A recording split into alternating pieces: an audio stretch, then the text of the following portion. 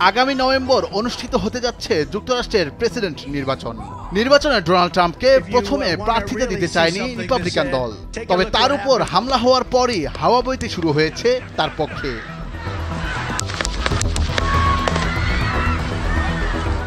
Donald ট্রাম্পকে আনুষ্ঠানিকভাবে প্রার্থী হিসেবে মনোনয়ন দিয়েছে রিপাবলিকান পার্টি। প্রেসিডেন্ট নির্বাচন হলে ওহাইও অঙ্গরাজ্যের senator JD Vance running mate হবেন বলে ঘোষণা দিয়েছেন ট্রাম্প।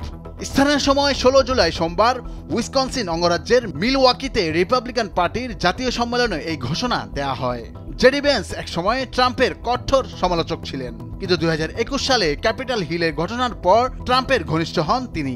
গত 13 জুলাই পেনসিলভানিয়া অঙ্গরাজ্যের বাটলারে নির্বাচনী সমাবেশে বক্তব্য দেওয়ার সময় ট্রাম্পকে লক্ষ্য করে গুলি ছোড়ে হামলাকারী।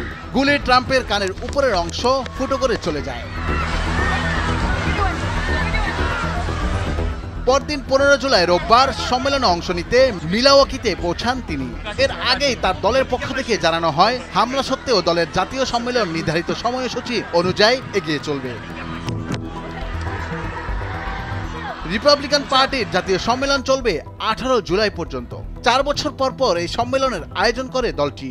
এবারের সম্মেলনে প্রেসিডেন্ট নির্বাচনের জন্য ট্রাম্পকে আনুষ্ঠানিকভাবে মনোনয়ন দেন দলটির বিভিন্ন রাজ্যের প্রতিনিধিরা। রিপাবলিকান পার্টির 2387 জন প্রতিনিধি তার প্রতি সমর্থন জানিয়েছেন। এদিকে তার বিরুদ্ধে আদালতে চলমান মামলা খারিজ করে দেওয়া হয়। ট্রাম্পের বিরুদ্ধে মার্কিন পারমাণবিক কর্মসূচির গোপন নথি সহ শতাধিক গোপন নথি ব্যক্তিগত জিম্মায় রাখার অভিযোগ ছিল।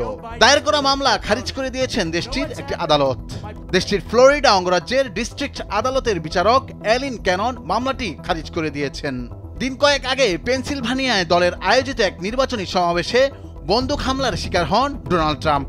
এই হামলা ঘিরে যুক্তরাষ্ট্রের রাজনীতি যখন উত্তাল হয়ে উঠেছে, ঠিক সেই সময়ে সম্মেলনের প্রথম দিনই ট্রাম্পের বিরুদ্ধে দায়ের করা বহুল আলোচিত মামলাটি খারিজের রায় এসেছে। সাবেক প্রেসিডেন্ট ট্রাম্প দায়মুক্তি পাওয়ার অধিকার রাখেন এমন যুক্তিতে ফেডারেল আদালতে গোপন নথি মামলা খারিজের আবেদন করেছিলেন তার আইনজীবীরা। অন্যদিকে যুক্তরাষ্ট্রের সাবেক প্রেসিডেন্ট ও আসন্ন প্রেসিডেন্ট নির্বাচনে রিপাবলিকান পার্টির প্রার্থী ডোনাল্ড ট্রাম্পের সঙ্গে বর্তমান প্রেসিডেন্ট ও ডেমোক্রেটিক দলের প্রার্থী জো বাইডেনের দ্বিতীয় দফা বিতর্ক হবে আগামী সেপ্টেম্বর মাসে। বাইডেন নিজে এ তথ্য নিশ্চিত করেছেন। নুরুল আফসার, নিউজ ডেস্ক, ভোরের কাগজ।